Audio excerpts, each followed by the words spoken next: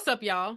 Welcome back to Sports Minded. I'm your host, Brittany Young. And before we get into today's episode, I want to talk about my last episode that featured my former women's college basketball teammate, Candace Foster. We talked about some of the top players in the portal who've already committed to new schools and some other players who are still available and where they may end up. So y'all be sure to check that out and like and subscribe to the channel.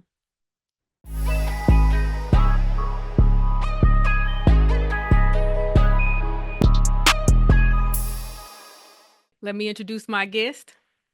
He's a West Palm Beach, Florida native, former girls and boys basketball coach at Central Park Elementary School, the Central Park Elementary School, former coach for Alabama Twisters, Alabama Roadrunners, and Southeast Elite AAU clubs, former head boys basketball coach at Arrington Middle School, former head girls and boys basketball coach at Rutledge Middle School, former assistant girls basketball coach at Midfield High School, former head boys basketball coach at Midfield High School, current head boys basketball coach at Pinson Valley High School, the 2025 6A Boys Basketball Coach of the Year by the Alabama Sports Writers Association, the CEO of Darrell Barber Skill Development, a 3-time Alabama-Mississippi All-Star Game coach, a 7-time state champion, and my former coach and goddad, Darrell Barber. Welcome to the show. Appreciate you for having me. Great introduction. It's a great introduction. I know it was a mouthful, but you got the resume, so I wanted to do you right. Yeah, I appreciate it. It means a lot. Cool. Well, I'm excited to have you, so let's get right into it. Like I said, you're originally from West Palm Beach, Florida. What brought Correct. you to Birmingham, Alabama, and how did you get into coaching? Man, I was just chasing the basketball. I was at in West Palm Beach hooping and had a pretty good senior year. And Florida State, came looking at me, but I had to put an asterisk there. I told everybody it wasn't the Florida State that was in the ACC. It was the Florida State that was in the Sun Belt. And I didn't pass my SATs, and they sent me to JUCO, which was Tallahassee Community College. I went there for a year. Um, Following that, they joined the ACC, and it pretty much is over for me. You got 6'5", Bobby Sir, Chuck Graham, Charlie Ward, Lorenzo Hands. Like they were just, joining the ACC, so they were pretty big guys, man. And from there, my journey. I left Tallahassee Community College and went to another JUCO. Played there. Was home working out one of my former players. He was younger than me, and coach from Texas College was like, "Hey, man, we got a scholarship." It was HBCU out in Tyler, so I went out there with him and got in a bit of a trouble and wound up. He got the job at Miles and he bought me the Miles, and so began my journey at Miles. I didn't know anything about Miles. I had a brother here, so it was like, okay, do I stay 24 hours away from home or do I go 12 hours away from home? And I made the decision to come to Miles and hadn't looked back since then. Okay, so And go ahead, finish. so to answer your question, what got me in the coach? I've never, like, people don't believe when I say this. I never wanted to coach. I never wanted to teach. I was a graphic designer. I love to draw. I love to dibble, love to dabble. And my stepdad was a graphic designer as well. So it was perfect. And when I got to Miles, they didn't offer that as a major. So I was in limbo.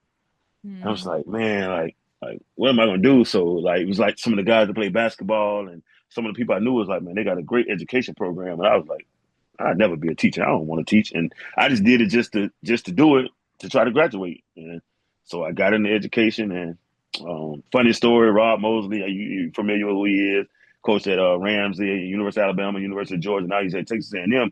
I never forget, we were in line doing our schedules. And I was like, why does your schedule say secondary and mine say elementary? He was like, because I want to coach. I'm going to teach high school. And I was like, oh, I just want to graduate. And I went on to teach elementary school ball, which is leading to something else I'm sure we'll talk about. And so there's the story. I graduated, and that's how it happened. Good deal. Okay, so you've won at every level that you've coached at, and we're going to talk about your journey. So we're going to start at elementary school. So how did you end up coaching at Central Park? So the funny part about it, I was education major again. I never wanted to be a teacher. I was so happy when I graduated. Brittany, to be honest with you, Dario, my oldest daughter's mom, she helped me out a lot. I was just so happy to graduate.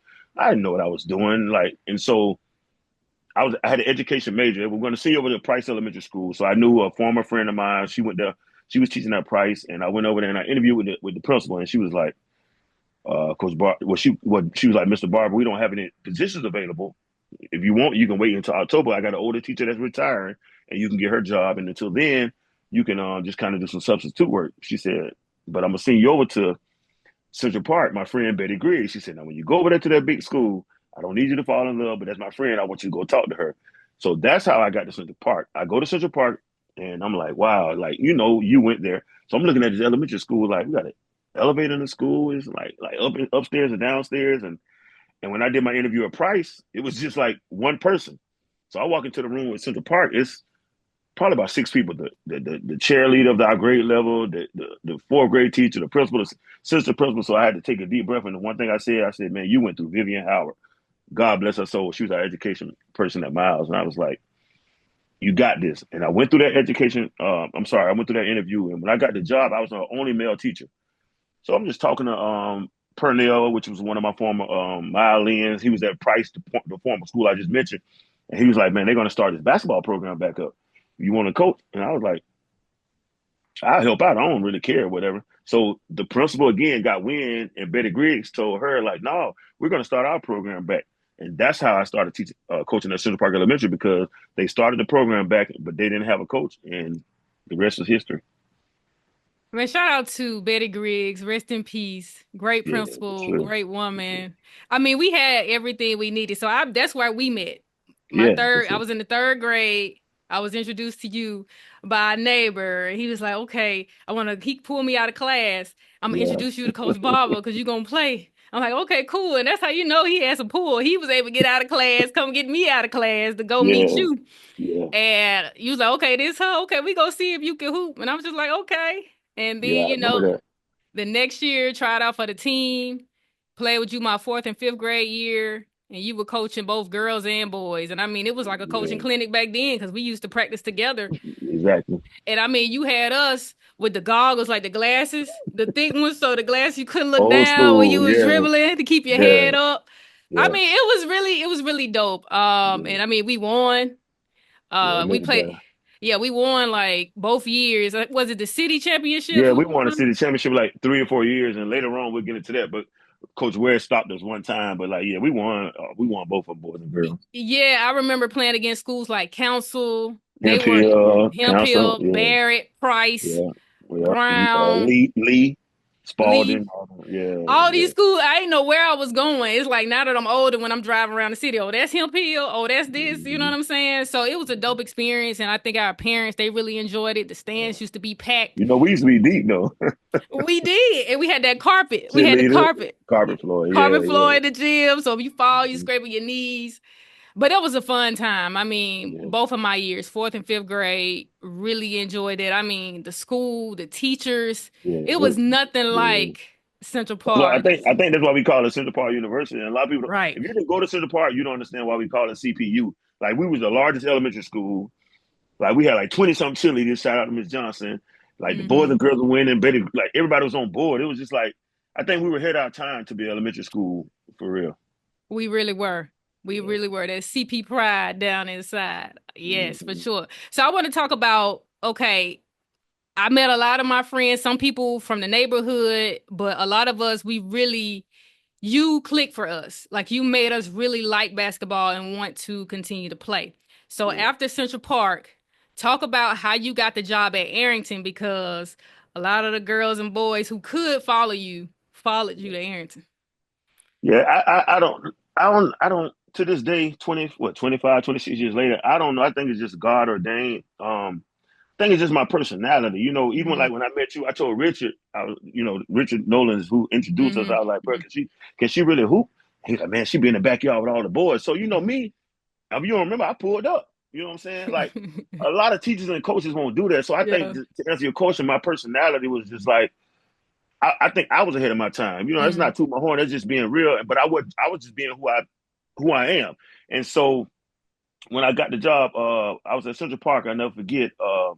Chris Battle, shout out to him because I like to name drop everybody that helped me along the way. Mm-hmm. He was like, man, I don't know if you remember this. Y'all were going to the fifth grade. This is how it happened. And we were looking for some games to play. McAlpine Park, if I ain't mistaken, that's over by JO. Mm-hmm. They had a girls' league going on, and we played in it. So they was like, Coach Barber, bring your girls team over here. We know y'all doing good. I'm like, okay, cool. You know me, I'm brash, I'm arrogant. We go over there, we win the first two games. So I don't know if you remember this. So they was like, yeah, for the championship game, y'all gonna play against the Roadrunners. So I'm like, what is a road runner? I don't, you know what I'm saying? And they was like, yeah, they coming from nationals. I'm like, what is nationals? Like, we beating everybody. So they Yeah. come in. I don't know if you remember, they come in the McAlpine. Chris Battle was the one that put it on. They come in the McAlpine party, beat, but they walking in the gym. I'm like, so I'm like, man, what grade these girls in? Because I think y'all were going to the fifth. And they were going to the seventh. So you know me, I'm like, it is what it is. They put their clothes on just like us. Man, Mm-hmm. I think at halftime we were down like they beat us by like 25, 30 points. And I still went off on y'all. Made y'all do push up like, man, they put their clothes on just like us. But fast forward, the guy that put that tournament on, Chris Battle, I never forget we had a conversation and I was just like, man, I'm from Florida, I play football with the Woot. So he pulled up at Central Park and was like, I'm looking for a defensive coordinator. And I'm like, I ain't never coached football, but I can call some folks to do my homework. I played football. So he got me to Arrington. I was Mm-hmm. the defensive coordinator. He was the offensive coordinator. And that particular year, Birmingham City Schools was going back to where if you weren't a certified personnel, you couldn't be a head coach. Mm-hmm. Look how this thing goes full circle. Sam Shea, who wound up being at Pinson, his mom was the principal the year we got there. She left.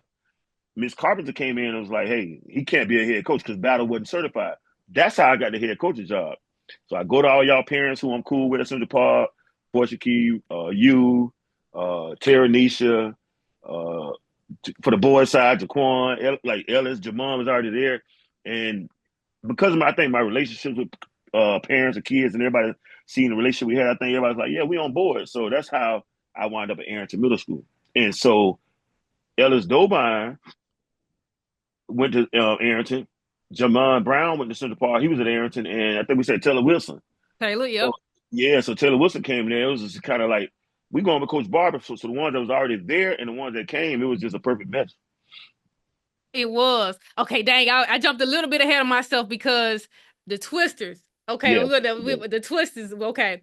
So the cool thing or the funny thing, you went and got the best players yeah. from every team we beat in elementary school. So you went and got Kanisha Horn, came from Price, Hmm. Jasmine Saxton from Brown, and then those were the three. And we built from Yeah, there and we went and started, I'm saying Alabama Twisters. So it yeah, was from Central Park, then yeah. the Alabama Twisters, and That's then what, we yeah, got it. Yeah, then we got like Arrington was a part of that because we started Alabama Twisters 10 and under. We went to Orlando. Welcome to the yeah. Milk House, and we made it to the Sweet 16 But our you know first what's so year. crazy? So crazy about that? Shout out to Tim Mullins. I hadn't talked Yeah, to yeah, Tim in yeah, a yeah. while. Like Tim, I don't know what made him come to Central Park. Man, I see this white guy in the gym and I'm looking like, hey, what are you up to? So he walks up to me and is like, hey, I'm the president of the Alabama Twisters. We're looking for a lot of 10U girls. So you know me again. I'm like, Mm-hmm. I don't know what 10U mean. Like, what does Yeah. that mean? And he was like, any girls born in 92. So I go to your mom. What Brittany born in 92. So I go to Mm-hmm. Jasmine Saxon dad. Yeah, she born in 92. Why, what's going on? So I go to Kanisha mama and out of all the parents, she like, yeah, but we play with the Roadrunners. She play up or whatever. You know what I'm saying? So I'm like, look, man, we got opportunity. And it's not a race thing, but if I'm not mistaken, I had to be the first person to bring black girls to the Twisters. So Mm-hmm. you think about you, Jasmine Saxton, and then Kanisha Horn. And then from there, we branched out and some other girls came in and it was just like magic, like gumbo from there with Alabama Twisters. Yeah, it definitely was because we had Shannon. Shannon. We had the nickname Cookies and Cream. That was my Cookies and girl, the cream. Yeah. guard. Yeah. And then we Tyrese started. came on. Tyrese came, and then we had Taylor, but Taylor didn't stick with us. Anna Mm, Hanlon. right. That first year. That first year, then Rachel And LaFleur. Breon was young. Breon came. I think she wasn't with the first team. Was she with us when we went to Yeah, Orlando? She was. Okay, okay, So what okay. happened was she was in the third grade. And her dad was I said I put her on the practice team. Her dad was just like, I don't care. I just want to be a part of something. She wasn't very good at all then. You know what I'm Mm. saying? But so we only had like 8 or 9 girls. Yeah, You we ain't think had that about many to start. We ain't had that many to start.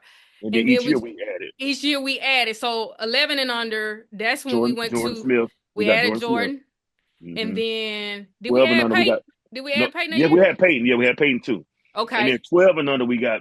That's when we added Megan. Megan. Megan down. Yeah, And yeah. Whitney, when did Whitney come? Did Whitney come 11 and Whitney under? made it. I think Whitney came before Megan. 11 under with Jordan. Them. Yeah, yeah, yeah. Okay. So 11 and under was New Orleans. And that's when we finished third in the nation because we played at the No, Pontchartrain Center. no. First was Orlando. Orlando. Then We 11 didn't we under know was, yeah, yeah, we didn't Orlando was know in what the we was punch doing. thing. Yeah, we finished six. What we finished the first year we Sweet, were like first year was like Sweet 16 in Orlando. 316. Second year we Then went. finished third in the nation in Yeah, Louisiana, New and Orleans. then yeah. Then we went Punch to train. and The that's when we went Amarillo, Texas, 12 and under. yeah, that's We had it the though. full team by then. We had Yeah, but everybody. And then that's it, another story. that was a quick 3-year run. Yeah, for sure. Because I think we maybe finished Sweet 16 or Elite 8 that year, but we That kind year I of think it was Elite Eight, but it was just so much other it was stuff. so much other stuff going Yeah, on, and we played against some great yeah. players. That went But on to do great things in college. Yeah, for sure. yeah, I remember Chloe Wells from the Chloe Hurricane Wells. played at Duke.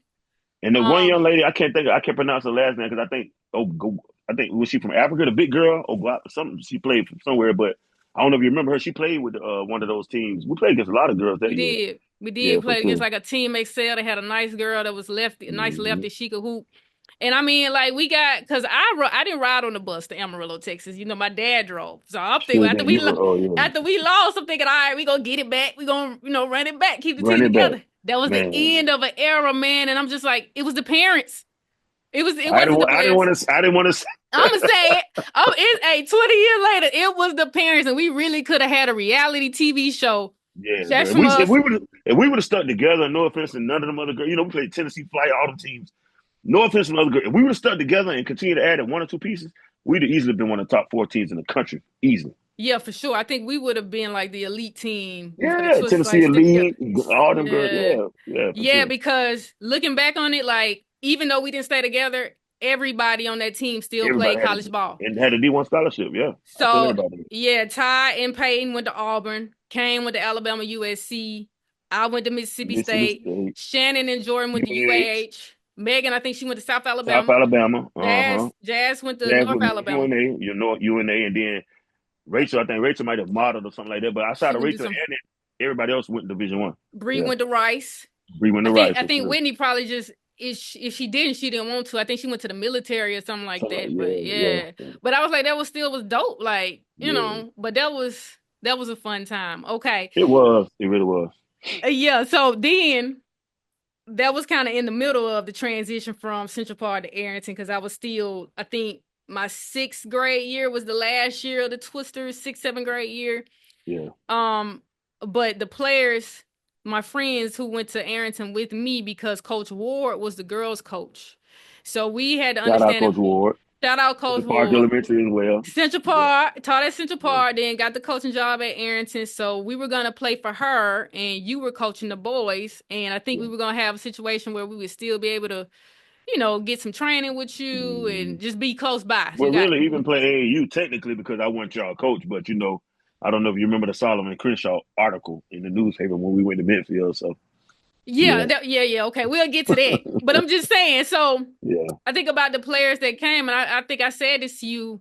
Every transition I made, I lost a friend along the way because everybody couldn't come. Everybody yeah. ain't have people over here and over there where they could go to this school. So Hmm. like I had Portia, I had Cassidy, Yeah, Rob, I forgot Casper. my girl Robin. We was cool in elementary school, but she ended up going. She went to Green Acres. Yeah, Back then we ain't had no cell phones, social media, so yeah. You couldn't get in touch with you nobody. couldn't tell nobody unless you see him at a birthday party or something. That was Yeah, it. So that one year you coached at Arrington. yeah, You had a nice squad too. Like you said, the players that were already there that came from Central Park, Ellis, Taylor, hmm hmm Jamon, and then the guys who didn't come from Central Park, but maybe were already there. So Big Dave, Boone, Hakeem, Chris, yeah. post Chris, that's what it player, was. jumping out the Yeah, gym. yeah, yeah. So From I'm the trying to lefty. see, did y'all win the championship that year? So what happened was the year before I got there, I think they may have won like 6 games. And when I came in, it was an article. We started 3 7th graders along with Chris and Jamon. Chris and Jamon was the only 8th graders started. So yeah, Ellis, Booney, and Dave are 7th graders. And we ran the table. Funny story. We beat Forest Hills, which had Andrew Steele, Ronald Steele's little brother, Mm-hmm. and they beat us. So and Smith had a nice team too, because that's when I first met Demetrius Turner. Shout out to him. But we got the number 2 seed, and Forest Hills got the number 1 seed. And we met each other in the champion. We beat Davis, which had like the number 3 seed. We met Andrew them in the championship game, man. Perfect game plan, man. I think if I'm old enough, if I remember correctly, I think Ellis may have gotten injured or something. But Andrew Steele, shout out to Andrew Steele. He's at Tennessee Tech coaching now. They wind up beating us by I think 2 or 3 in overtime. But yeah, we definitely got to the championship game, and the first team before I got there won 6 games. I think we were like 19-2. Mm. Yeah, yeah, Oh no, but y'all was like that. The yeah. bodacious bulldogs is what we call Audacious. you. Bodacious, Yeah. like y'all came out with the refuse to lose shorts. So On you the had to short. refuse on the back. Say, hey, look, you better say that again. Ain't nobody had. Ain't Man, nobody had that refuse to lose on the back. Like y'all came man, with the Ben had that swag. stuff. Come on, man, for real. Like nah, that was a dope one and done year. Yeah, And yeah. then okay, so we could talk about from there though. When you were at Arrington that one year, did you start coaching Southeast Elite at that time, or was it once you got to Rutledge? Well, it was during that transition because Booney was playing. Got the got got with Southeast Elite, and I think God bless his soul, Mr. Bishop was like Bobby. He called me Bobby Joe. He like Bobby Joe. We need a coach. So during that time, when I got the job at Rutledge, is when I started. That summer is when I started coaching Southeast Elite because Okay. we used to practice at Rutledge. Okay, so Yeah. how did the job at Rutledge come about? Yeah, so again, like that's why I say, and I'll be glad when you get rid of. We got to write this book, man, because if I told people the stories, they wouldn't believe it. But I went to Sixth Avenue Baptist Church, Okay. and when I played at Miles, I graduated. Coach Ware, Reggie Ware, shout out Reggie Ware. He played for Sanford, Hmm. so we would have open gym at Forest Hills Middle School, which is my roommate Marvin Dotson. He's in Louisiana now. He coached Ronald Steele when I was his assistant coach. So we would have open runs. Sanford guys, Miles guys. We better hooping, and he was just like Coach Ware and I just took to each other. I throw him lobs or whatever. You know what I'm saying? So we see each other at church, and he was like, "Hey man, I got this little camp going on." And I'm like, "Man," because I would listen. I truly wasn't like trying to be this big time coach. Hmm. I'm teaching summer school. So the next summer he saw me, man, I got a camp going on. You want to work it, or you just gonna continue to teach summer school? I was like, bro, like I'm making an extra $1,000 for just going to school Monday through Thursday. Summer school 8 to 11 or whatever it was, Monday through Thursday. I'm making extra $1,000. So I never forget. Funny story. Like this is what I'm saying. I'm telling you more than any podcast ever got from me.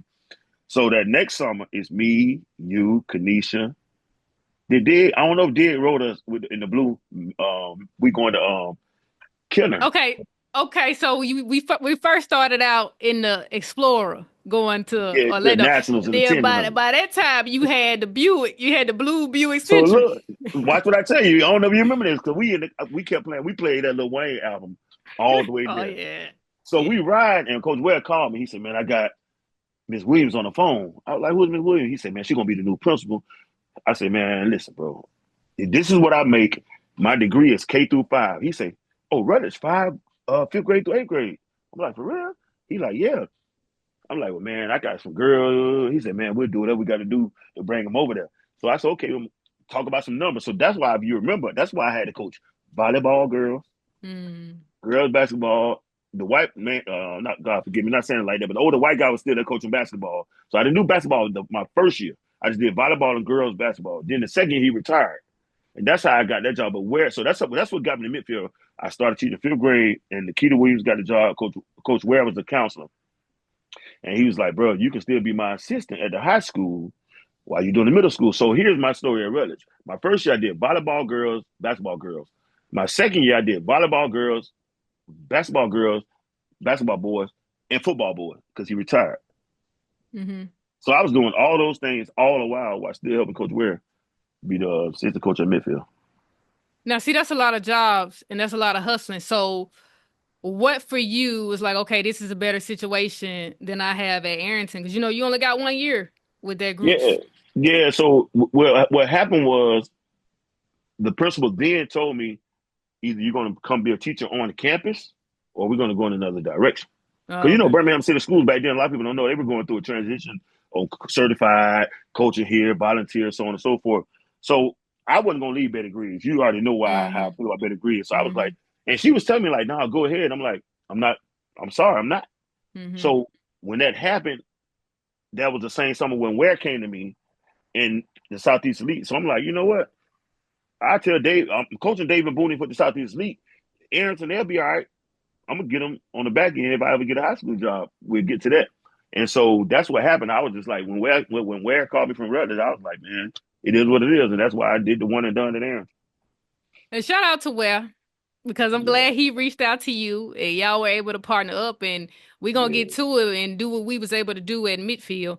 yeah, Um, but you know what? I'm glad you thought about it and made the decision to move on, because it still worked out where you were able to coach at Rutledge and then go to Midfield and still be able to coach those boys with Southeast Elite. And yeah, that's why you got the winning blueprint, because it's like, all right, how did you go about reaching out to, okay, Dave, like all your players, all right, y'all, I'm leaving, but yeah. how did the Southeast Elite situation come about and you were able to put all those pieces together? And I think you were able to have more players on your team because since you weren't coaching them anymore in middle school, there were Mm, no limits, right? yeah, well, So correct. who Re- all relationships, okay. relationships. So again, Mr. Bishop, God bless his soul, Booney's dad, um, was like, man, we finna give it a Southeast Elite. Like, you know what I'm saying? We need a coach. And I'm like, man, I ain't, you know what I'm saying? And so we had some conversations. I already had Booney. Um, and at that time, shout out Big Dave. Big Dave was going through what's going on now. And that's what I can't knock Big Dave. The challenge was based out of Montgomery then. And they was throwing Big Dave book bags and shoes, you know what I'm saying? Like, Big Dave, come play with us. He like, man. So Big Dave played with the challenge. So I had Booney, I had Jordan Swing, and Mr. Bishop had a lot to do with this and the Southeast Elite, because Southeast Elite wasn't no joke either. Because you had Southeast Elite and you had Mark Kamara. It was Mark Kamara and one more. They were like big wigs. This one AAU boys was like, it's totally different. So I had Jordan Swing, I had Booney. I think they had already had Marcus Parnett from Homewood, uh, Sean Reed. Shout out Sean Reed. Y'all don't know Dog, Sean Reed. dog. Yeah. And Pull so it, Sean hey, Reed. pull it from the hash mark before we But they knew. but they think Cam was the first one. That's another Yeah. story for sure.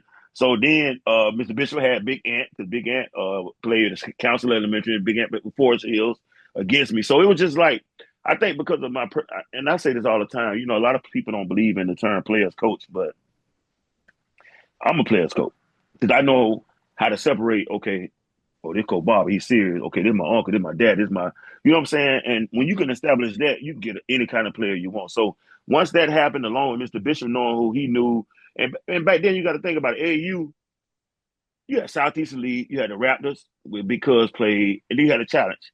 Everybody else was, you know what I'm saying? Like, and so with Southeast Elite, we had a Reebok deal. You know, we could shoes, clothes, and all that. So I was able to get those players in, and then I had Eric from Midfield, and we were able to go. We were able to go like that. So it was pretty easy because of who I knew, my personality, and then Booney's dad, Mr. Bishop, he had a gift of gab as well. Okay, you said you coached them for how long? A couple of I did years? 2 years. I did 2 years with the Southeast Elite. Yeah, yeah. Okay. Was it just you got another opportunity or you just No, kind of ran out? I think with me with the boys, I saw, and I don't ever like to toot my horn again. I say that I just thank God. I think I saw where it was going because Mhm. Dave was my guy. We played Dave them in a. It was we had a tournament. It was us, Dave, the challenge, because the Raptors and another team in the Final Four. We beat Big Dave after the game. Big Dave was like the challenge was nice. Big Dave was like crying, hurt, and we talked after the game. You know, like we went through it a little bit, and I was like, man, I told you. He's like, man, I should have stayed with y'all, whatever. So I seen the boys game going to be real, and I was like, man, I ain't cut out for this. You know what I'm saying? I'm just kind of old school. I ain't cut out for this. So I was like, man, you know what? I'm trying to get on at the high school now, coach these middle school teams. Players starting to go here, players starting to go there. I think Boone and them started playing up with Courtney Forson and all them, and I was like, man, you know what? It just wasn't a good fit. I say it like that. And then from there is when I transitioned over, and my younger girls from the Twisters was going to be set to join the Roadrunners, and that's when I went back to the Roadrunners. Okay, so you pretty much Yeah, pulled a Nick Saban in the NIL era before he yeah, because what you saw what it became. you get kids book bag and the shoes back then. If you give them some shoes, a book bag, they gone. They just Yeah. team hopping, and I'm old school, but I'm young school, but I'm old school because I'm so big on loyalty, and you know it's a balance now, and I've learned to accept it. I got you. And of course, you are a player's coach. I don't think kids would want to travel and try to go to a school to follow you if you weren't. Yeah, God rest his soul. My brother Q Jaquarius McCann, I remember him telling me, B, I played because I just like playing for Coach Barber. Like Yeah, once I wasn't playing for him no more, it wasn't really fun, you know. yeah, yeah. And that's why I And he say never. I don't think he ever yeah, played again, did he? I think he did. I think he Right. played. I don't know if he played because he left after we talk about once you got the job at Rutledge, he left and went to Bidenfield. I think Butterfield. he Yeah, I may think have he did play played that. Yeah, yeah, in yeah, yeah. Bidenfield, but once he got to high school, I think it was a Yeah. wrap. Think And he about ended up going Portia and the Cassidy. You think about a lot of those all of kids who them. couldn't just make the move. But I They think can make if they it. would have been able to, they would have. Yeah, they would have. So that's why I said it was like, dang, I lost some people along the way, so I had to start over again. I ain't got my girls with me, so I had to go to Rutledge. Kane came with me to Rutledge Yeah. because Kane was at Arrington too. So we was going. It was all Yeah. us: me, Kane, Cassidy, Portia, Nisha.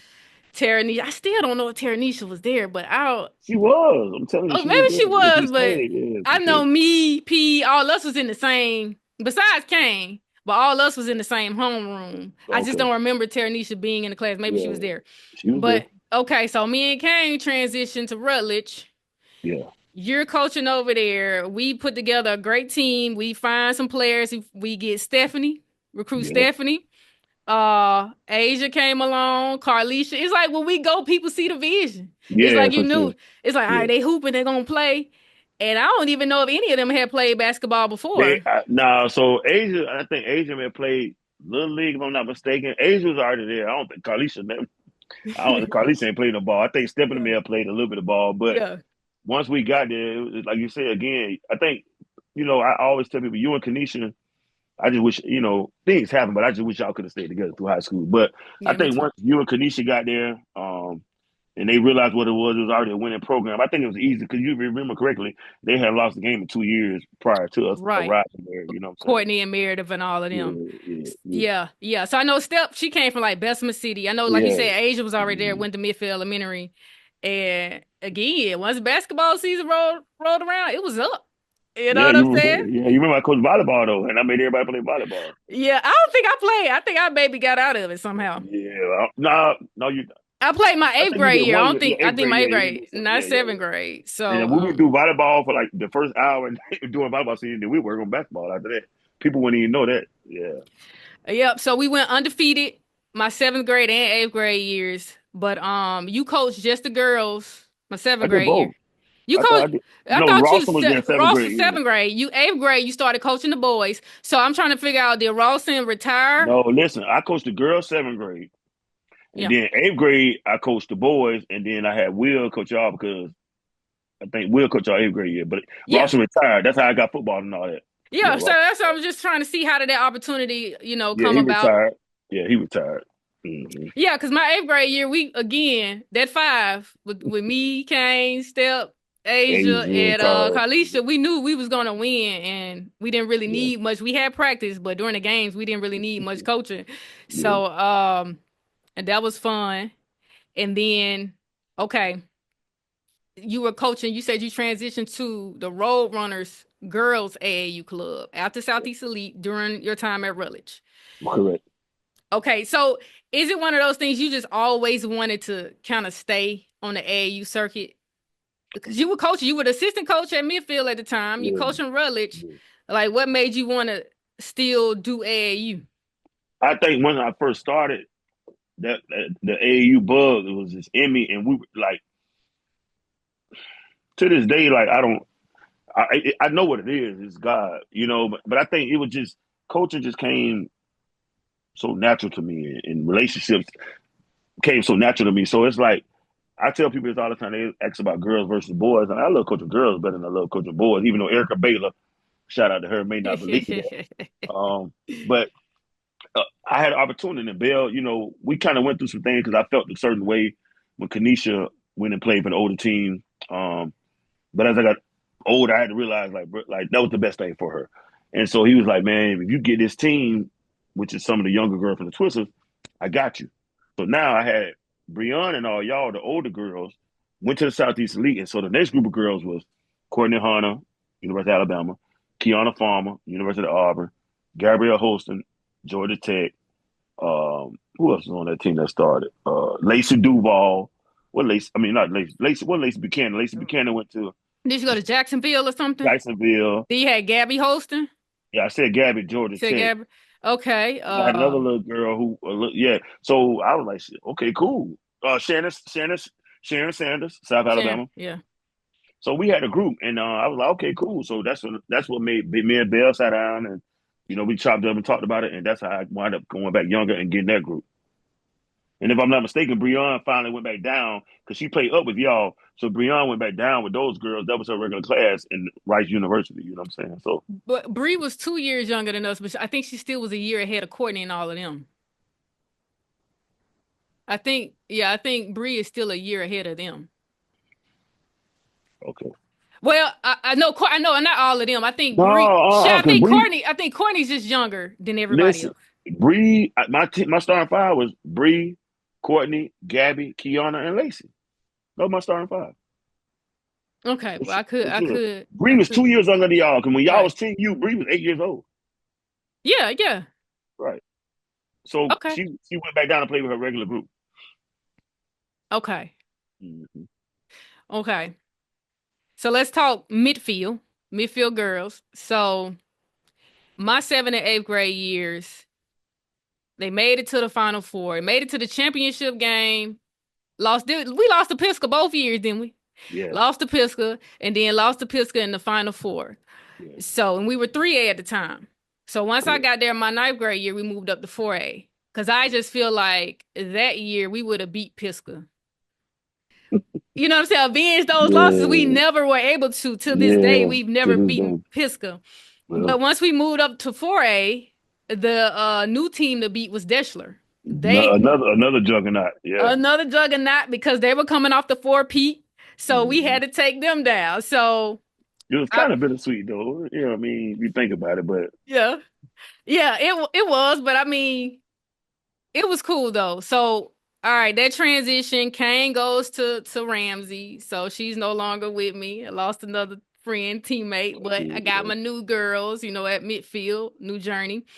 And I mean, with you and Ware, and I know, like, with college, it's like the associate head. So you could say head coach and associate head, how y'all yeah, ran the program. We had a program. And I said yeah, this where yeah, been on 2 episodes of Sports Minded. The way y'all ran it, he would do the offense. You would do the defense. You would work with the guards. yeah, He would work yeah, with the posts.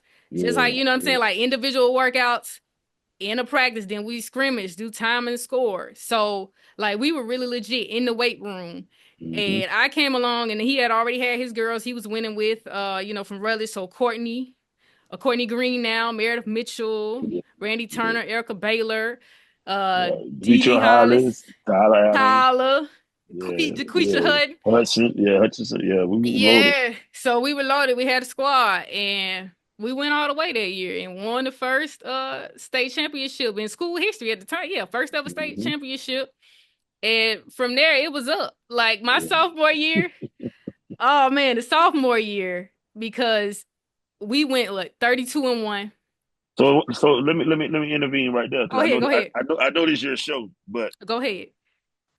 you fast forward, but let's talk about the eighth grade year when you got moved up. Okay, let's talk about it. Yeah. So, we were gonna move you and Kanisha up. Okay. And shout out to her parents. They knew that they weren't gonna go to Midfield, and they were gonna go to Rams. And so they were smart enough to know if we move her up, then it would be a problem. So you were the only one that got moved up, right? Right. So Yeah. as eighth grader. As eighth grader. So let's tell the story because you always get on me about being humble. So let's tell this story. We playing in the was it the championship game or Final Four? Championship game. It was the BJCC. I can't. Was Yeah. it the championship Championship game? game, and you go in. I think Yeah, you're you right. make That's why I said I wanted to get the because revenge on Pisco. who Meredith fouled? fouled out. Somebody Meredith may have fouled out. fouled out, and I was like, well, we got to put Brittany in, and I think you made a crucial turnover Yeah. and missed. Did you miss a free throw? It was something else, I don't know. It probably was a or it was turnover, two crucial turnovers, maybe whatever. some turnovers or a foul or something. I Yeah, don't know. and we wound up losing by four, Mm-hmm. and so we get on. We do they do all the interviews, whatever. We get on the bus, and you go to the back of the bus, and pretty distraught. I'm gonna say that. You know what I'm Mm-hmm. saying? Crying, upset, whatever. And I came to you and I said, I know you hurt, but I want you to remember this moment. I want you to remember this moment. And you probably didn't understand it then, but if I ain't mistaken, you went on to win how many in a row? 4 in a row. I never lost at the BJ ever again. Right. So Yeah, you need to add that in your story. You always talk about me. You need to add that in your story. For you're sure. right. You're right. And I did Because they, skip over that. I did. because they put it in the newspaper. They said eighth grader Brittany Young makes a crucial turnover during such and such, such and such. They did. That's it. Who did I'm sorry Solomon to write cut. that one? Did Solomon No, write I that one don't know too? who wrote it, but it bothered me because we're like, okay, I'm the coach, but that's my goddaughter. Like, goddamn, y'all better leave her. You know what I'm saying? And so I never forget. I walked to the back of the bus with you. We were going to get something to eat, and I told you, I said, I want you to remember this feeling so you never forget it again. Yeah, but I know how the media works now that I'm in media. I know how it goes. So Yeah, but yeah, I do remember being hurt and but yeah, that whole me moving up because at that time we were playing regionals in Mobile. We yeah, play at for South sure. South Alabama. Alabama. Uh huh. Yeah, 3A. And so yeah, that Yeah, loss, but we bounced back. That's why I said I wanted to get Pisca back, yeah, avenge yeah. that loss. And really could have had 5 state championships, but it's all But good. shout out to Pinson now. You know, we got to give Yeah. him their credit. He been doing it for a long time, man. They darn pretty darn good. Yeah, I know they had like a guard and a post player. Did any of them go on to play college ball Yeah, somewhere? yeah, yeah, yeah. You don't I know? don't remember where, but all of them, yeah, yeah. They to this day. Okay. Mhm. Okay. But yeah, no, we had a great run. So like I said, that sophomore year, that's when we pulled out the Columbiana blue jerseys.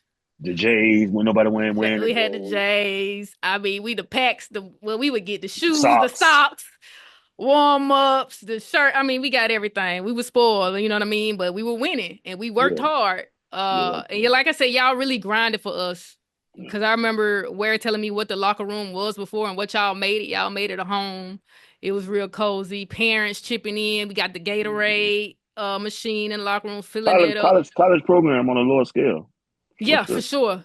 For Yeah, sure. yeah. Um, okay, so you won 3 state championships with the girls. And then I think Sig, who was the boys coach at the time, he left, got a job elsewhere. Did they reach out to you or did you apply So for the job? Or how did it go? yeah, Sig is my guy and he knows his story, so I can tell it. Again, like I said, you get a lot of this stuff for the first time. So we were very fortunate at the middle school to win with the boys. We were constantly winning, constantly winning. So small school system, one elementary, one middle school, one high school. A lot of parents like, well, these guys are winning the middle school, but when they get to high school, they're not developing well. So Sid was and is one of the greatest offensive coordinators in high school football. Basketball team been loaded, just could never get over that hump. So the year when JJ was a junior, JJ Nelson, my cousin, played for midfield. The year when he was a junior, they went to the Sweet 16, and I think they lost. When I was coaching girls, they went. They would always make the regionals. All right. So Mm-hmm. Sid and I developed a relationship because his wife was at the middle school with me. No hard feelings. So his last year, which is when he had Daniel 6'3" guard, Gully 6'2" guard, Mike Big Mike 6'9". He had a squad. He Mm-hmm. came to me and said, "Barber, if I don't get it done this year, I'm done." A lot of people thought it was a beef between me and him, but see, I went to Sig and I said, Sig, if you leave this job, I'm gonna go for it, but just know I'm not talking noise behind your back. And he was like, my boy, I appreciate you for that. Because folks are trying to make it like they were trying to pit us against each other. So when he lost and got upset the Ramsey, upset because we were number one, got upset the Ramsey that year, he stepped down. And so Ruben basically was like, Barbara, it's your job, but we still got to do our due diligence and interview. So they interview. I didn't get my job to like people don't know this. I didn't even have a summer. I had no play dates and nothing. I didn't get my job to like July, August. And so once they named me head coach, it was like July, August or whatever. I basically inherited the team. It was none of my guys. So that's how I got the job because Sig and he was still there. Sig didn't leave. People don't know this. Sig was coaching at Homewood my first year, but he was still teaching at midfield. Mm-hmm. So my first year as a head coach, Coach C was there, but we never had any issues. There was never no beef because we always had a great relationship because I coached his son, which we'll get to in high school. You know what I mean? So that's how I got the midfield job. It wasn't really a search. It wasn't really like, oh, we want this. It was like, Barbara, the parents want you. We still got to do some interviews, and the job and everything was history from there. Mm-hmm. So you won 3 state championship with Midfield Boys. Coached some great players. You had some great Yeah. players to come through there. You mentioned JJ, who went on to play in the NFL. You Mm-hmm. had Brandon Body Bag Moss of the Big Three League now. I mean, other great players. G-Mo, Brian Bender, Jermaine G-Man, Turner, you know. Chief G-Man, who, ended up going elsewhere, but I think, was still good. Oh, yeah, for Yeah, yeah, sure. for sure. Um, Cam, Cam Shy, Woods, Shy Cam, who got his start at Pat, midfield. you know what's still going on. Yeah, yeah. Yeah. So at what point did you know it was time to go, or how did the Pinson Valley opportunity come about? So it's funny that you say that about a lot of the guys at midfield. And again, I shouldn't have to say this, but I do say it. It's not to my horn, but one thing I can say about everybody you just named, I was fortunate enough at midfield before I had a lot of those guys in fifth grade, sixth grade, seventh grade, eighth grade. So people don't know why I'm teaching 7 classes in elementary school. I'm game planning for games. So if you're in the fifth, sixth grade, hey, all right, Brittany, y'all do y'all work, but y'all looking at me, looking at the highlights. I can't wait. I play with him. So that's what Jermaine and a lot of those guys went through. They watched me from fifth grade, sixth grade, seventh grade, and they was like, man, when I get up there, so the passion and the hunger was already there. All right. So you got to think about guys coming in. The Ballin with Bob with the train, like guys are good. Don't get it wrong, but it's not a lot of schools that the gym is open 7 days a week. Skill development going on, lock-ins, sleepovers, going to church, like it's just the behind the scenes, and I think that has helped so much with my programs, not teams, programs. And so when you talk about all those players you just named, it made it a lot easier because people just seen when the lights came on. They didn't see the work that we actually put in. And then I love the term that's called regenerative leadership, and it still goes on to this day. You went through it whether you knew it or not. So let's think if I got Jermaine Turner in the fifth or sixth grade. He see what's going on with it, seventh, eighth grade. Once he get to the seventh, eighth grade, and he get moved up, he see how the ninth grade, 10th grade. So it's just ongoing. So by the time he get to be in 11th grade, guess what? He's telling those ninth and 10th graders, man, nah, this how this program go. So a lot of times I can sit back and just I'm gonna implement stuff, but for the meat of the program, the players gonna handle that. You know what I'm saying? So it was fortunate from there that I had all those players and they was able to buy in, work on their game, and become those players who people saw once the popcorn started popping. You know what I'm saying? They didn't see the behind the scenes. You know what I mean? So, and from there, you said going to Pinson. I think I had to answer your question. I hit my ceiling. Um, I'm always a person that likes to challenge myself, and this is no offense to midfield. I may say, hey, we need a new gym. AAU, summer ball, it's gonna pay it off. So they remodeled the old gym. Hey, let's get cushioned chairs. Midfield still had the same chairs that when I was there. Hey, let's get a real scores table where we can run ads. It's gonna sell itself. Midfield still got a folding table for a game day. So I felt like with me, I had to hit my ceiling. Like, what else I got to prove? I wanted a 3A. I wanted a 4A. If y'all go to 2A, I'm gone.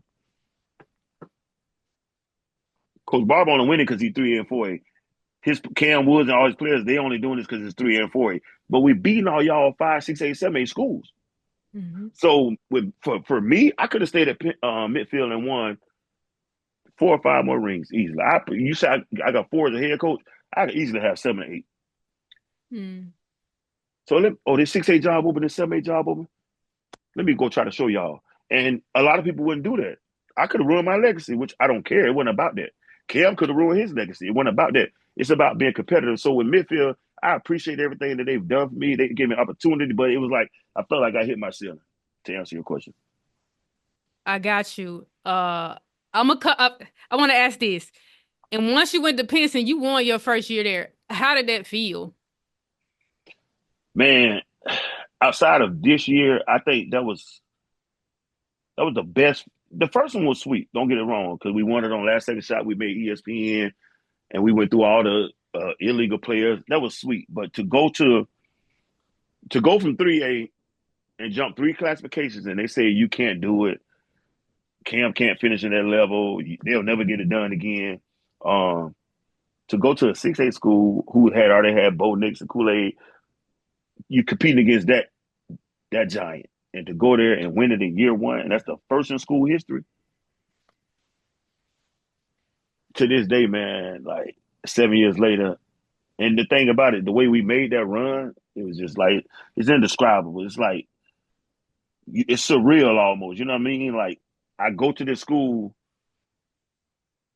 and they've never won a state title, never. Mm-hmm.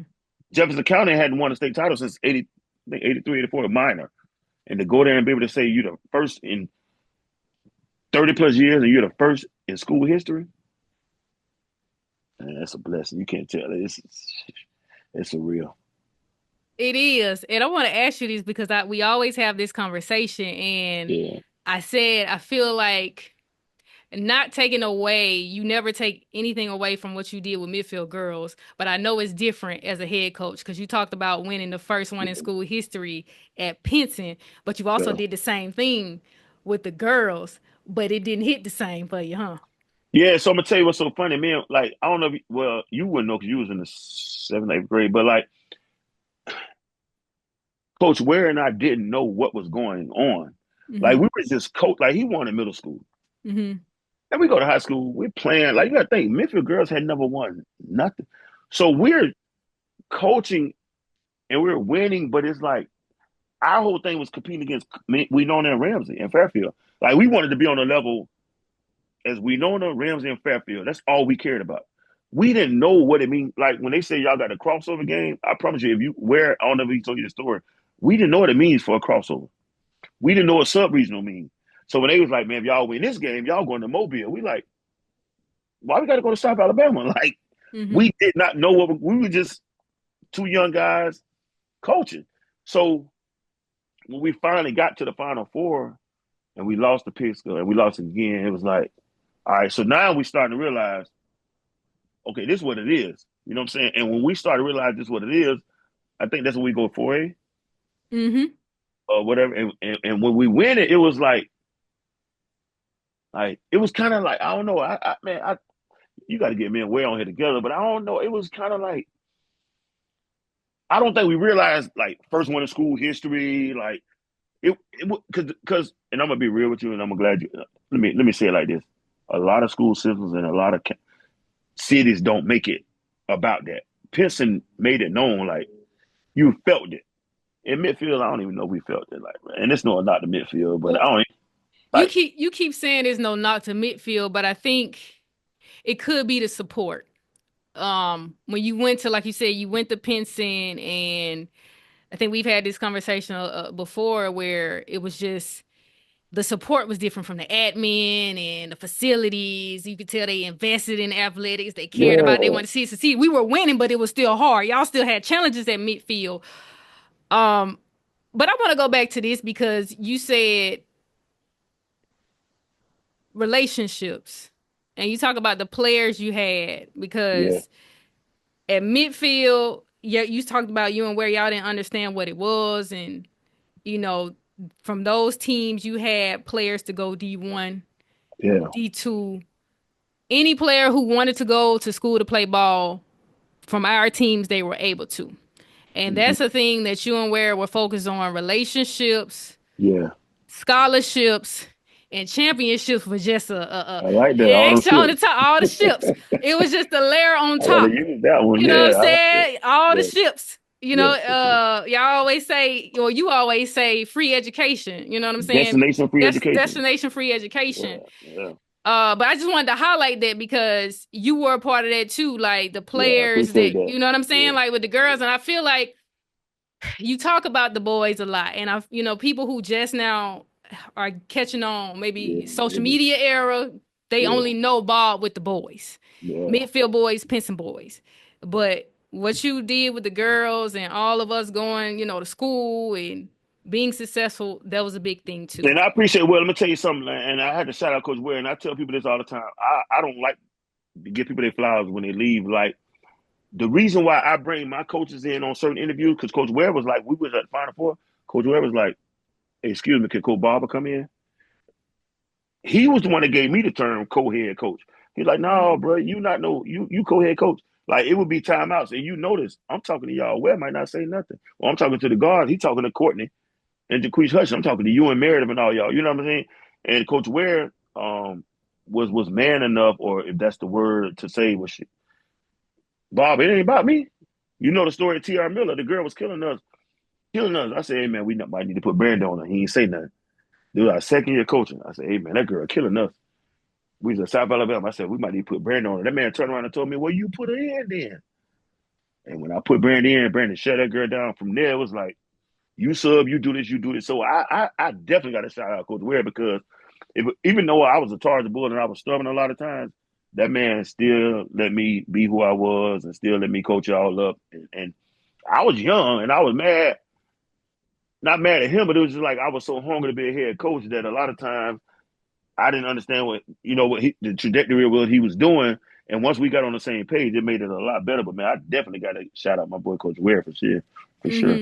I'll be Yeah, saying I wanted to say that too because yeah, I know you just feel you may not have said it, but I know as a yeah. head coach, you're like, I ain't winning that. So you It's got to the think, I was curriculum. elementary with y'all, I was middle school, I was AAU, everywhere I went, I was successful. And I'm like, I ain't want, you know what I'm saying? But it was so people, and as a young coach, I'll be real and say this now. It was so many people in my ear, like, man, you did this, you did that, you like, and I at some point in time I fell for it, and man, where we done went through so much, bro. It's like now it's like we, you know what I'm saying, the best we ever been. But Hmm. I thank him for a lot, Hmm. and I thank y'all too because for believing in me and trusting in me. You know what I mean? During that time, yeah, for Yeah, sure. that's why I'm not surprised that you were success. I mean, I already knew, but once you Yeah, became the head coach at the high school level of the boys, won with Midfield, won in your first year with Pinson, yeah, and the relationship you've had with those guys and the players to come through there is just telling of where you started from Central Park. And now I want to talk about the more recent years at Pinson, yeah, the last two. So if we go back, dating back to, we can start back with the death of Caleb. He was entering his senior year. That season, y'all were, I think, were y'all number one, the ranked team, number one ranked? Because I know Caleb was no. So once he, top player. he passed in August. So no, we weren't. Once he passed, we weren't. It was Buckhorn. I'm saying going into the season though, because Caleb was a top ranked player, right, from the He was AAU number two circuit. with LeBaron. You got LeBaron Fallon, you had Caleb, and you had my boy KD who just left Kennesaw State. They were the top three. Yeah, Okay. Okay. So y'all dealt with that loss, and it was a tough season on everybody, you, the players, because y'all witnessed him pass in front of y'all on the court. And you had injuries on top of that. I think within that same year, did you have some key players to leave too? Amari. No, so that's the year when Amari broke his leg, um, and then Caleb died. So that was that Okay. year. This year was the year we had players leave. Well, yeah, Okay. right. Yeah, you're right. Right. We did have a player leave that year. Right, yeah, so we had a player leave that year as well. Yeah, for sure.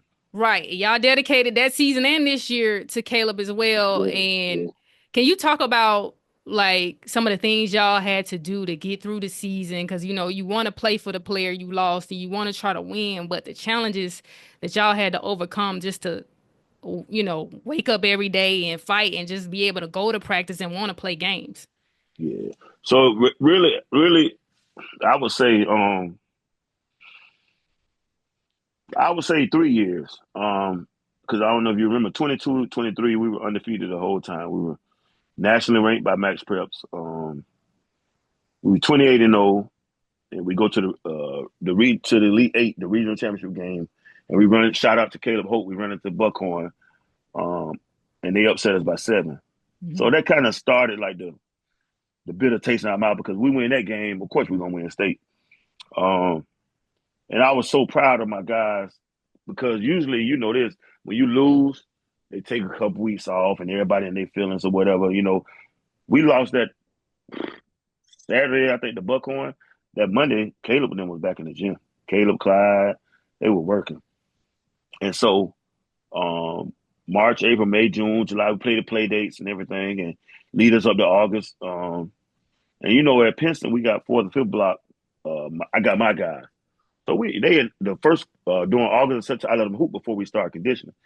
So we was in there hooping or whatever. And I'm not gonna really go into detail because his parents 2 years later still haven't asked me, Coach Barber, what really happened how did it happen on the court? They know everything, but they don't know how it happened. So we were just working out one day, man, and he came down the court and you know what I'm saying, Um, Basically took his last breath. Ambulance came, and so uh, Mar then turn around. Mar breaks his leg like almost like a protho break. It didn't go through the skin, but it damn near did. So we lose Amari. The team watch his leg. They hear it. They run off the court. Oh, like because you like they saw it. So when Amari break his leg, then they see Caleb pass out on the court, and so we go through that season, and we try to get through it. That's the same season where I put the jersey on the seat every game, and I did his candlelight visual. Uh, I was with the family. I did a lot. Family just trusted in me, and I lost myself. You know what I'm saying? I lost myself, and while I was coaching, I fooled myself. I ain't gonna say I fooled myself. I think I did a darn good job. Worried about 30 plus kids, families, doing this, and worried about Caleb. And so we went through that season. It was like it was surreal. I said this in another podcast. It was surreal because you grew up in Central Park. We all know somebody that died, got killed, this, or this, or that, right? Mm-hmm. And I say this in every podcast. How many of us pull up to the scene every day? We pull up to the scene every day to where that guy passed out in front of us. And then we go in that locker room. I don't know the last time you've been there. His locker is enshrined out. So we got two lockers that's cased off.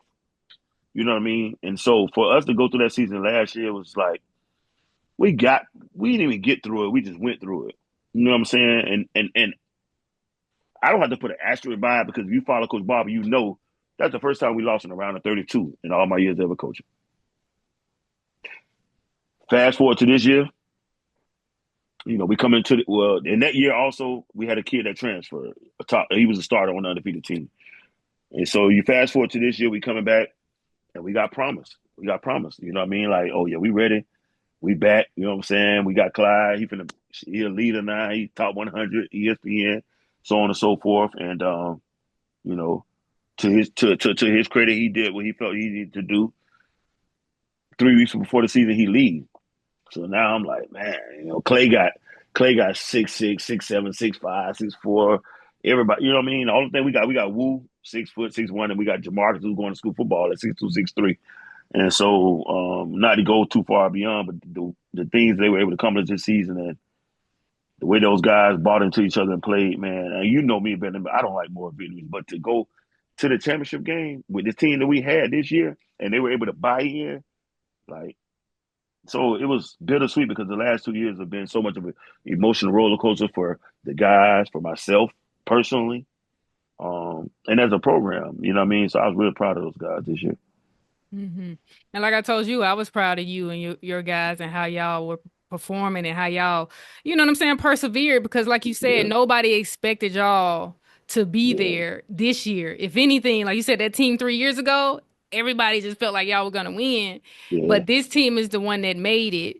Um, and you talked about in different interviews that I think I heard you say like you enjoyed coaching this team the most, so this was one of your yeah. favorite And teams to people, coach.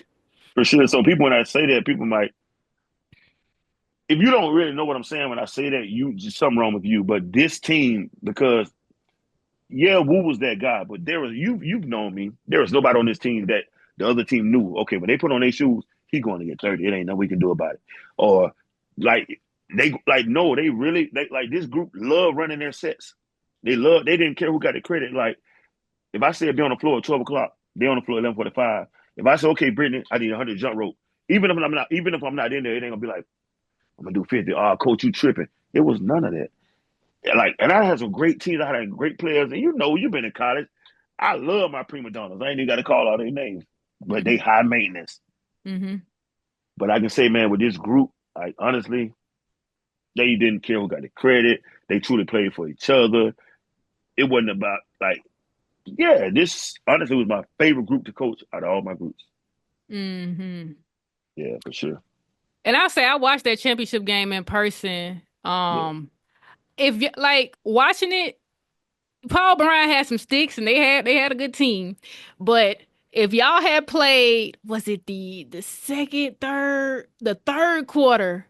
No, it was like to say y'all made a it's run the because it third got third it quarter, third third quarter. quarter, third quarter because it, Yeah, it got it got a little rough. yeah, Where they It was a large point spread, but y'all made a Yeah, run and yeah, got back in the game. And I was like, okay, if they had just continued to play like that, you was right back in it because I think y'all had yeah. cut it to like 11 or something like that. And then, it got back. But you couldn't have What was told me left that to me. that Quay would ever go over 7 3-point line, or that JP wouldn't score a point. And no offense to Paul Bryan, number 25, he was number one beforehand. We played him twice that year. He's never scored over like 9 points on us. You know what I mean? So it's kind of one of those things where like it was just, like Wu said, Coach, I gave it all I did. Mm-hmm. And he did. You know what I mean? But how many times you go back and see Quay shoot 0 out of 7 from 3-point range? And you know as well as I know from playing basketball, it was just one of them things, Mm-hmm. man. Mm-hmm. But still a Yeah, great season.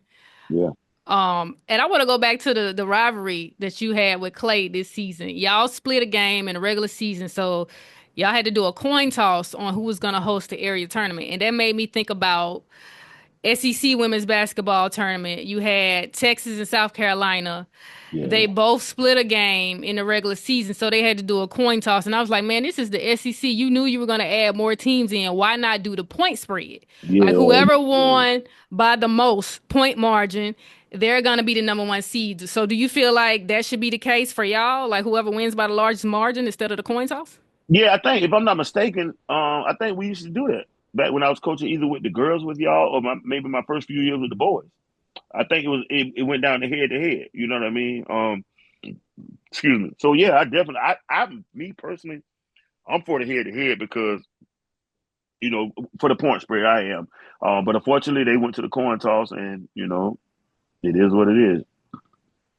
Okay. And then I want to talk shot clock in Yeah, the state of Alabama. Now, when we talk, I think you said it was on the table. I just want to know what's been the holdup and is it going to happen? Because if it was something that football needed, we yeah, know the state would have been right. implemented it. Yeah. So when is it going to happen? So the last I heard, originally this is what happened 2 years ago. They voted on it, but they put principals and ADs in the voting ballot. Some of these principals ain't never played basketball a day of their life. So why y'all letting them vote on something that don't matter? It should just be strictly be the coaches. So that's what happened 2 years ago. And so this past year, they passed the bill to say, um, kind of how they did with the wave ball with y'all and then the Evo ball with the boys. Like it's not mandatory, but if you want to use it and both coaches agree, you can do it. You can do it.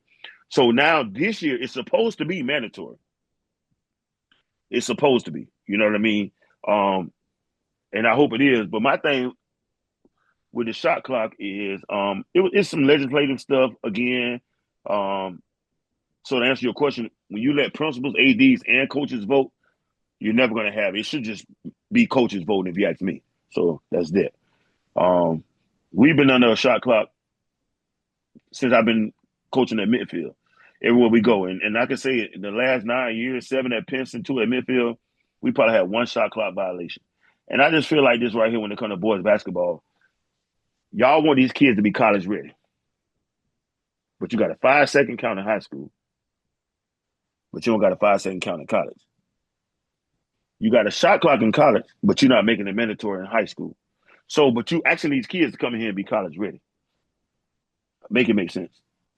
No, I'm with you. And girls as well, not just boys. The girls need Yeah, it more than the boys, because it's a slower game at the high school level. And yeah, I've watched teams where they'll hold the ball for like the last 3 or 4 minutes, hold the ball on the way to a championship. Like, nah, continue to do what you did for the first three yeah, quarters. Like, you yeah, don't have confidence. Coaches don't have confidence in their team to be able to finish. Like, the yeah, ball is supposed to switch possessions. And again, like you yeah, said, you're not preparing these players for college because they have a yeah, shot clock in college. So hopefully they get it done because it'll make for a better game. yeah, for sure. And one more thing I want to talk about is balling with Barber.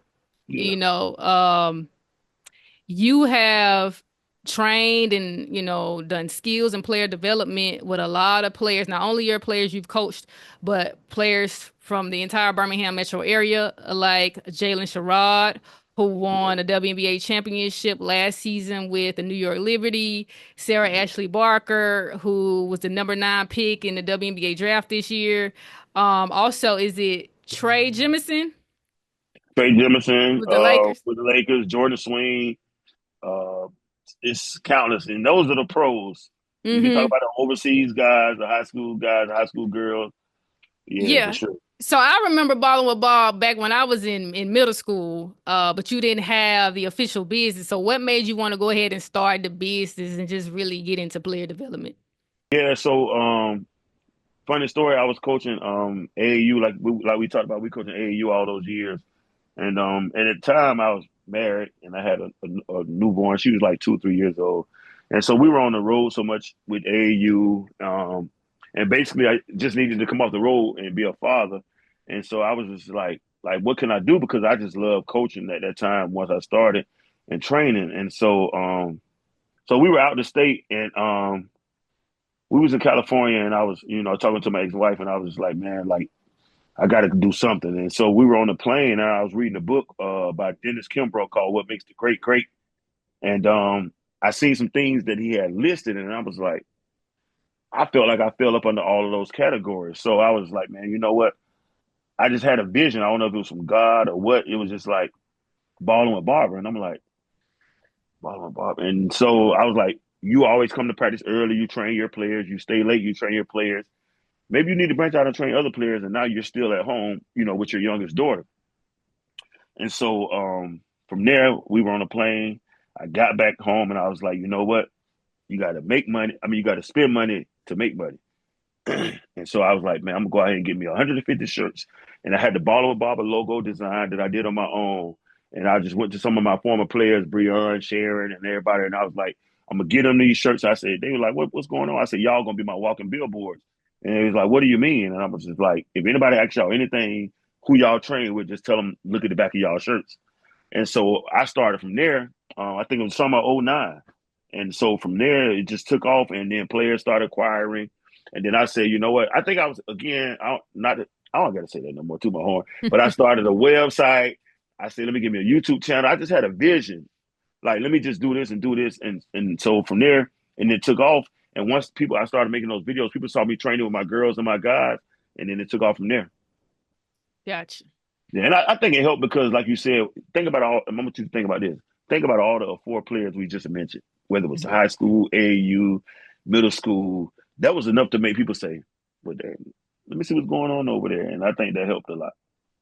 Yeah, for sure. And I mean, look at what player development has become now. Like that's a bag Yeah, for a lot of people. I was just talking about how Lisa Leslie, I know she was saying she applied for some jobs in the WNBA, but she's gonna get into training post players now, which I is think she got Elite Angel Reese, right? The Angel Reese, yeah, we talked about it. she Yeah, gonna work with Angel. I don't know how true it is, but she's supposed to be working with some of the post players from South Carolina. But just in the W and in college, like that can be a bag for her. Just all of the things like the old man game, the stuff we used to do, the face up, the right, you pass somebody, put the body on them, you know when somebody's really been working with a trainer to do the type of stuff right. that they're doing. So it's very needed. Yeah, for sure. Yeah, for Okay, sure. so let's have a little fun. If you had to choose, since you've coached them both, girls or boys, which one do you prefer coaching and why? Girls, whether y'all believe it or not, because y'all give me a hard time. Mm-hmm. I enjoy coaching girls from my past experience, and I've said this before because girls aren't caught up in the YouTube hype or the and one era, and they play below the rim and they're good, but it's like, okay, we know we got to get better. Boys are so caught up now and just highlight films and the ooh and the ah and the and ones. And I've been fortunate enough to have guys that listen, but to have my choice, I'd rather coach girls. Okay. Best team to come through midfield, girls or boys? Are you asking me which one each or just period? Period. Period. So we gonna have. I mean, technically, we got to go by like they love to say about LeBron. I'm a Jordan fan, but y'all want to speak on stats. So statistically, you got to go with the team when y'all were in the Max Prep had us what number 14 or 12. Yeah, that 07 or 18. So on paper, you got to go with that team for Here the he girls. go. Here you go. Okay, that's the team. Okay, now go ahead. Break down. Break down. I'm just saying, like Break it down. statistically for the girls, you got overall, you got to go with that team because y'all had the highest ranking ever. Mm-hmm. But but 14 and 17 for the boys is real special now. 12, don't get mad, 12, but we had this debate all the time. But 14 and 17 is real special. I'm just saying, and I'm I give y'all. biased. I said the I girls. know. I'm just a little biased with that team because I'm saying 32 and 1. Yeah, that's tough. That 32. How game about I against said statistically? that Bob Jones game is still a fluke to this day.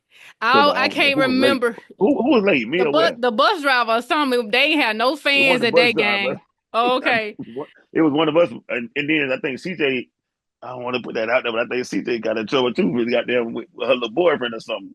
I It was don't know. everything went wrong that game on the way down there. Everything went wrong that game. Yeah, But I can't remember the last time somebody actually used the rule for the girls to play after the boys. You know, we did that against Just Lanier.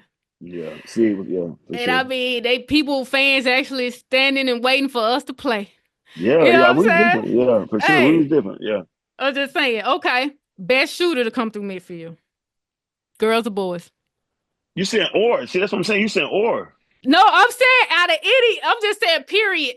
Girls, Erica Baylor. Boys, Aaron Gaines. See, I knew you were gonna do that. I knew you were gonna pull that. I just wanted to make sure because I'm talking percentage wise, because I think Tyler people, did her thing too now, but Erica and yeah. Aaron, they did their thing from the volleyball. We used to listen, we used to been practicing. Erica be like, "Cool, Barbara, look," and I'm like, "Shit, just shoot it." And she be like, "Cool, well, I'm gonna get mad." I said, "Man, shoot it. Once he see you can make it, he gonna trust me." So I gotta go Erica and Aaron Gaines. Oh, it's gonna be some people mad because you know a lot of people would say Cam, a lot of people say Daniel No, Adams.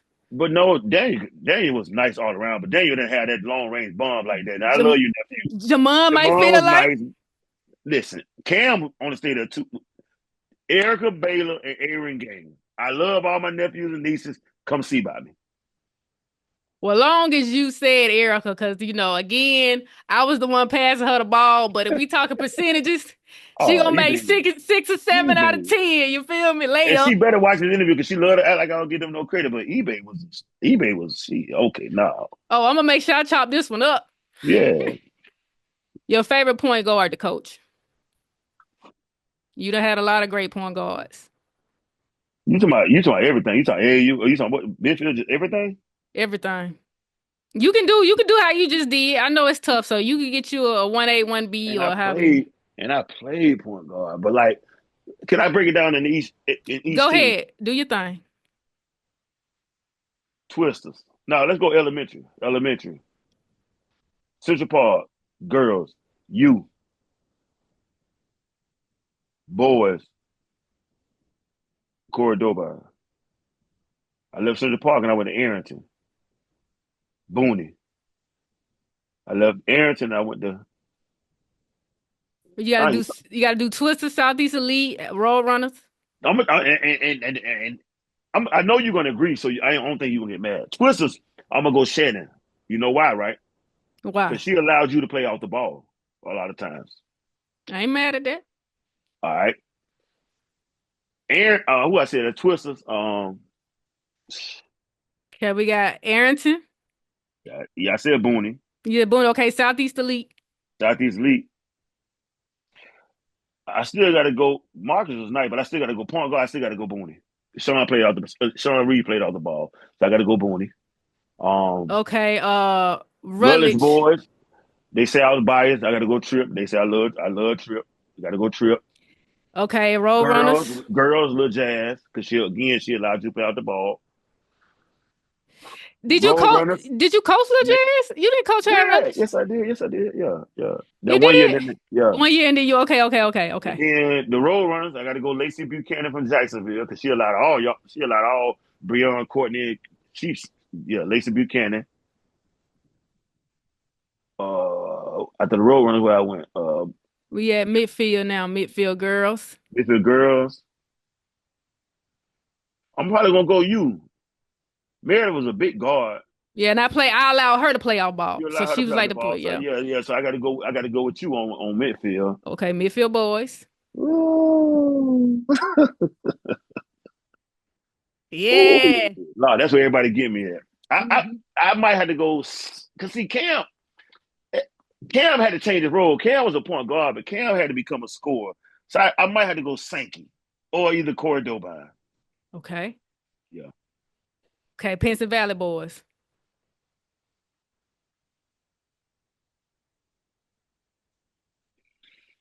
Cam was a scorer, so I'm gonna keep saying that. So if anybody who watching gonna say what I understand that. TC and Wu You said TC. Oh, his brother. The brother. and, Okay, Terry. and then Woo his sophomore year. But this year, I would say I'm not saying Woo this year. I'm saying Woo when he was able to be a true point guard. Okay.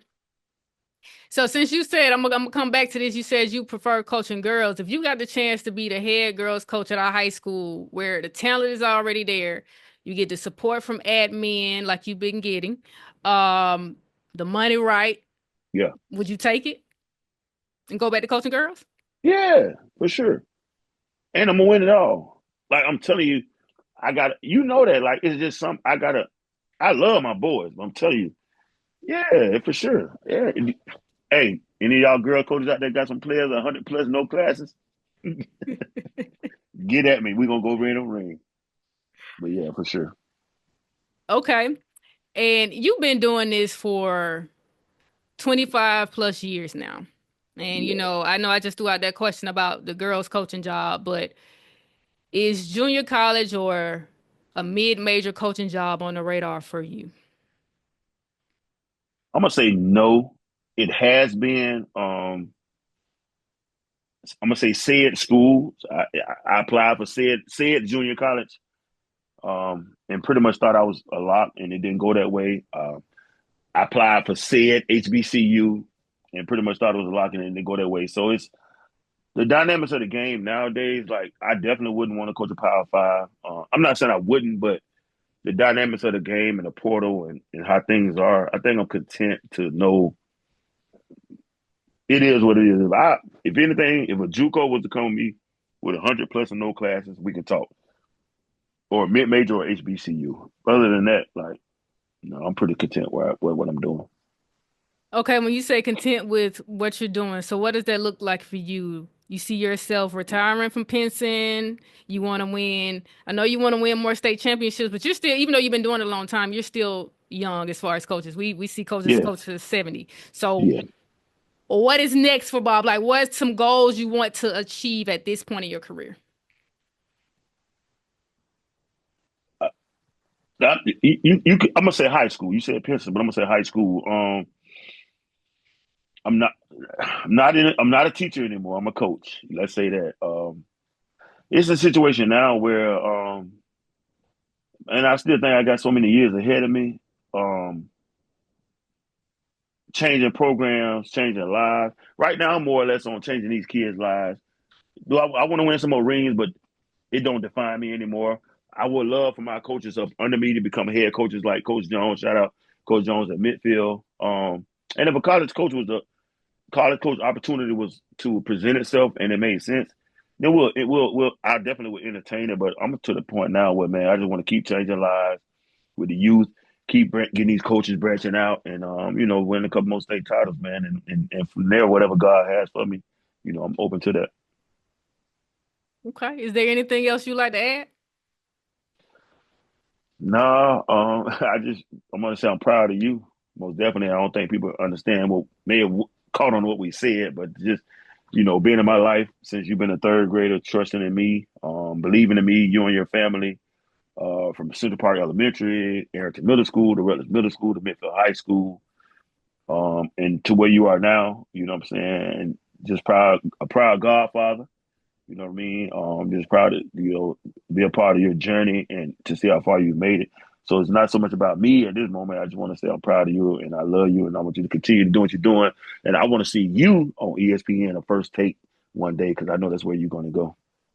I appreciate that. I received that, and I love you as well. And the same for me. Like I said, my journey has been a huge part of yours, or your Yeah, journey, vice versa. You know what I'm saying? And yeah, I appreciate my parents, especially my mom, seeing the vision early. And it's like, we're going to go wherever he goes. And I yeah, think us winning at a young age on the AAU level, it's like, yeah, okay, I see yeah, what my baby can do. I see, okay, she can yeah, do this. And it worked out. Like I yeah. got a scholarship at a D1 school. We talked about this before. I was cool going mid-major, but once the opportunity came for me to play I'm at glad a you brought SEC that up too. school. Yeah, we need to edit that back in there. Let's go. I'm glad you brought that up. You Oh, can it's edit still, we that and still, put we it still, back. we still recording. We Yeah, still so you can recording. edit that back up. So I'm gonna go to your job. You know what I'm saying? Let's tell the people. I often compare you to Bobby Hurley. I don't know if you know that. Like You never lost a game in like I don't think people understand. You've never lost a championship game in middle school and high school. Eighth grade, you got moved up, but I'm saying as far as seventh grade, eighth grade, middle school, ninth grade through 12th grade, like so you talk about that. Like that's special. You know what I'm saying? Like I don't think, like you tell me, I don't think you give yourself enough credit. It's not a lot of people that can say that. Like everywhere you've been, you won. You know what I mean? Like so, how does that make you feel? The winning blueprint. No, for real. Like, I'm proud. I guess I've never really sat with it. Like you said, it takes somebody like you to make me realize it. Like, I'll be like flexing, yeah, 4 state championships. Middle school, I guess since it was middle school, you didn't look at it like that, but it wasn't normal. Um, Undefeated. Undefeated, you know. I don't know. Like, I'm thankful and I'm grateful for my journey. And, I'll probably talk about it more. But I'm the type of person I don't like to toot my own horn either. So, Right. And I'm gonna tell you something else I want you to do. When I talk to people, and you can edit this how you want, but when I talk to people, I always mention you.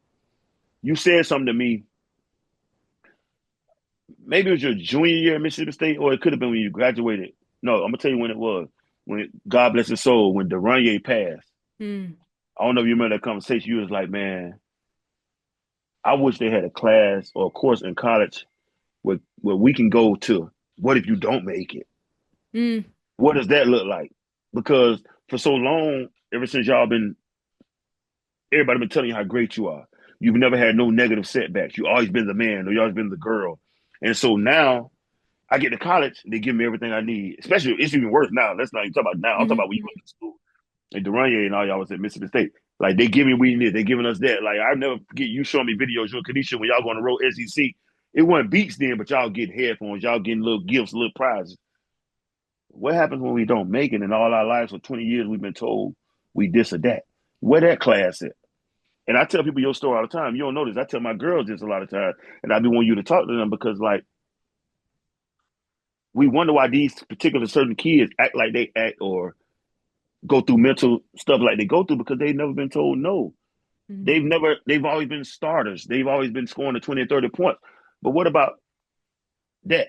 And I'm gonna go another step further. I'm just babbling because I want you to be able to chop it up and talk about it. I tell people this right here. Kevin Durant saying hard work beat talent when talent work. I just told a little young lady the day a trainer. I said, "You meet my goddaughter. That's her worst quote in the world. You think I don't be listening?" I said, "That's her worst quote in the world because she came to the gym early every day. She stayed late every day. But it was this other little girl, old girl that you know who I'm talking about at Mississippi State. She ain't have to come, but she was gonna play because she was athletically just better than me. So that mm, saying ain't always true about hard work beat talent when talent no work. So mhm. those are the things that you need to talk about when you either write your book or when you go on your solo podcast. Those 2 points right there stuck out to me more than you ever know, and I don't ever bring them up. But what happened to the athlete when they don't make it? Why they don't have no classes in college for that? And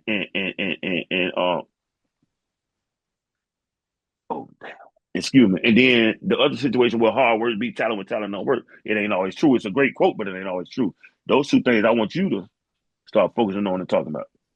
Yeah, for sure. And I'm glad you brought up Duranye because I talked about this in a podcast episode I did with Candace, how I was saying, yeah, NIL has a lot of cons, but one of the pros is it's saving lives. So I look at people who would have had the same situation as Duranye, who now don't have to go back home to their small Mm-hmm. communities, small towns where it's a lot of hate, a lot of jealousy in there. You fall victim to your environment.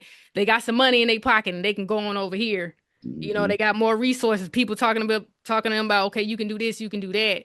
But you're Yeah. right. I think colleges have tried to do a little bit better by helping players. Like with life after college is still hard. It Yeah. was hard for me, and I knew what I wanted to do. That transition. And you right about the hard work doesn't I remember those two things you talked. that Yeah. quote because I like you can work hard and it still not work out for you. It really doesn't. And it's like I always work hard, even now. And I mean, when you get out into the real world at these jobs, you see it now. You see it where you can work hard. It don't matter. You're not gonna get the promotion. Yeah. Know what I'm saying? Like you can have this degree, you can have this. It doesn't matter. But you got to make the best of every And not a situation. bad knock on not, and that's why I hate to bring him up because it's so much in the media all the time. But not a bad knock on Bronny because I like Bronny. But there's somebody in the G League saying, man, I've been busting my behind. I've been doing this and doing this, man. This man, you know what I'm saying? But that's the nature of the beef. No, it is. And life ain't fair, but you just gotta deal with it and figure it out. But Mm-hmm. you said something where we was talking about, I can't remember exactly what you said, but my thing was, even though it didn't work out for me, like the coach who recruited me left, but I still stayed at Mm-hmm. Mississippi State. Like most kids would have transferred, like now they got the portal. I had the Right. opportunity, but I still stayed. You know what I'm Yeah. saying? Pushed through, and I wasn't coming back home without the degree because it's like, So man, enough. my parents sacrificed so much. Like I was in the backyard hooping with the boys. I done played all these years. Know my career didn't pan out the way I wanted it to, but I'm gonna get what I came for, that Yeah, degree. exactly. You know, All I ain't right. gonna quit. I ain't never had no quit in me. So it's For just like, all sure. right, we got this degree. We don't have no student loan debt. Let's figure this thing out.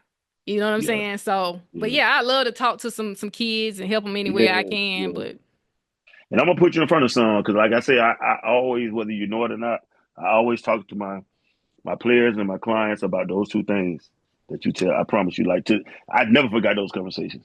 Never. I appreciate that, Bob. I appreciate the Yeah. love, man. For sure. Well, thank you so much for coming on the pod, man. It's been a Yeah. pleasure. This has been another episode of Sports Minded. I'm your host, Brittany Young. Until next time, y'all be blessed. We out of here.